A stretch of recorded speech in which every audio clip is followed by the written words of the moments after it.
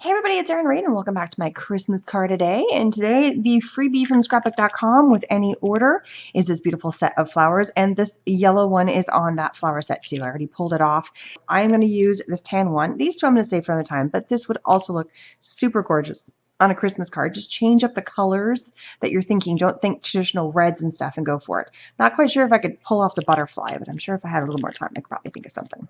All right, I'm starting with a black card base, as you can see here, and I have folded it. It's all my cards are usually A2 size, 99% of them, because I do Christmas card swaps and just makes life easy.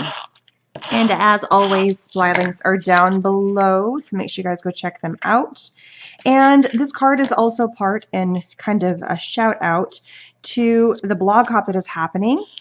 The blog hop is supporting a local charity called the Coffee Oasis, which is to help, I'm all out of sorts here because I'm talking and not thinking what I'm doing.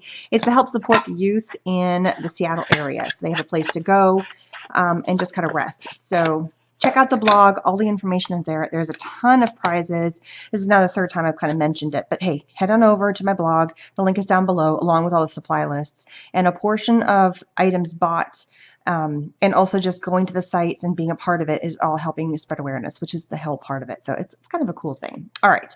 What I've done so far is I've taken a black sheet of paper. I've added in the Renia foil paper on the back, who is a sponsor for this Oasis event. And then I've taken a little sheet of graphic 45. This thing is ancient. I think the date was like from 2008.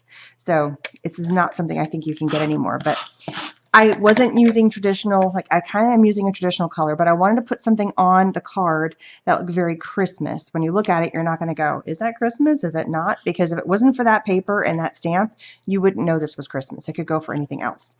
I totally put that on sideways. So I wanted this bottom design paper to be very Christmassy. And somebody asked a question about my sizings for my papers. So it's an A2 size, and whenever I add a mat, I go down by 1/4 of an inch. So I just cut off 1/4 of an inch on both sides, and it works out perfectly. And then I also did the same thing for this. So I cut down 1/4 of an inch. I'm inking the edges of all my papers in black because I like that look. I want that look to this. Go ahead and place this piece on there. So this, because it has a flower on it, is not a flat card that you can pop in the mail, unfortunately. Oh, and I didn't cut, man, I'm all off today. I didn't cut that correctly either. I know what I was doing. I switched gears midway. I was preparing for 2 cards, made one, but forgot to trim up the stuff for the second card, which was what I was doing on camera. So I figure I make a card, you know, on my own, see if I liked it, and then actually do the second one on camera, and then I have 2 cards. So it works. Sometimes the first card doesn't come out exactly. See, I forgot to trim that one too. Man, I'm all kinds of out of it.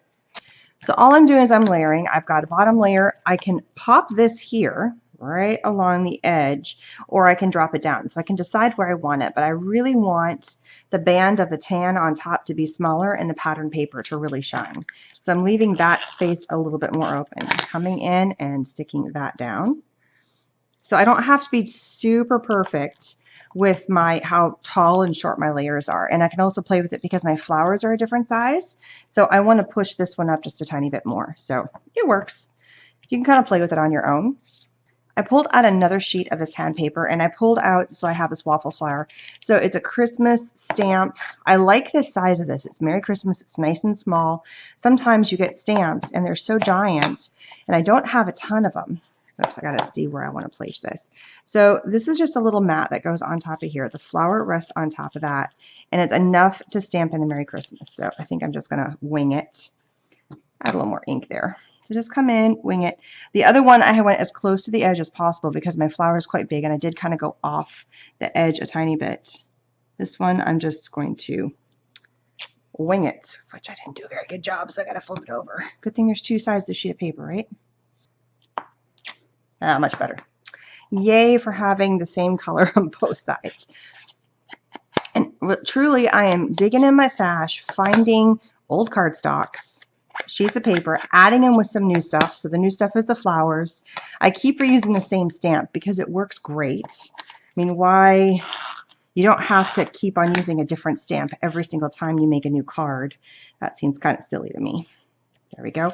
And the flower is going to go right there. And I'm not too worried that it doesn't line up perfectly because the flower is going to cover up some of that space. I'm using my super tight glue for that spot. This is just an all-purpose adhesive, and it's going to make sure that that flower does not shift around on me. So it just fits right there. And then it just felt kind of plain up top. It's going to take a second to dry. So I popped in a color. I've got a lot of red happening. I've got a lot of the black happening. I've got a lot of the tan happening. So I thought I would pull out a separate color, and I matched these pearls. I mean, they match almost perfectly to that green in there. So it's that little pop of green happening. Opposite corner from the flower to kind of catch your eye and draw your eye in a different direction. If you put them over here, it looks too much in line. So if you're going to add a little something extra to your cards, embellishments, little, I don't know, some things, you want to kind of go in the other corner. So if I put the flower here, those dots would go there. Just something different on that one. And there it is, 2 beautiful cards. The yellow still works even though it's yellow. I like the cream a little bit better. That's where I went with it. But then I tried the yellow flower and I was like, yeah, that kind of works too. I don't think because the colors, see, it just doesn't quite fit. If I did not use red and this paper didn't have a reddish tone to it and it had more of a burgundy, I could get away with this exact same design with this flower. See how it fits just fine? Still use that same stamp, but I'd have to change up the background colors and do something a little different, but I still would want to have that Christmassy vibe. So there we go. Super easy. A little bit of an elegant card, something fun, very simple design, letting the pattern paper and the flower do the work for me, which is what I want. So don't forget to check out the Oasis. Again, link is down below, that Coffee Oasis, which is that charity event that we're running right now with all the blog hops. I want to say there's like 50 different people that are involved now that have a blog linked up. You can comment on the blogs, or you can make a card, a winter card. This is not a winter card, so it doesn't quite fit, but it's still, oh, I got to give it a shout out because it's an amazing program. Or you can make a winter theme card and upload it onto the web, or so there's like an in link so you can put your stuff in there. So it works really well. So don't forget to subscribe, hit that bell button. And we have a couple more days of my Christmas cards series. I think 2 more days. Oh my God, I can't believe it's almost over. But I will see you guys again. Merry Christmas. Bye-bye.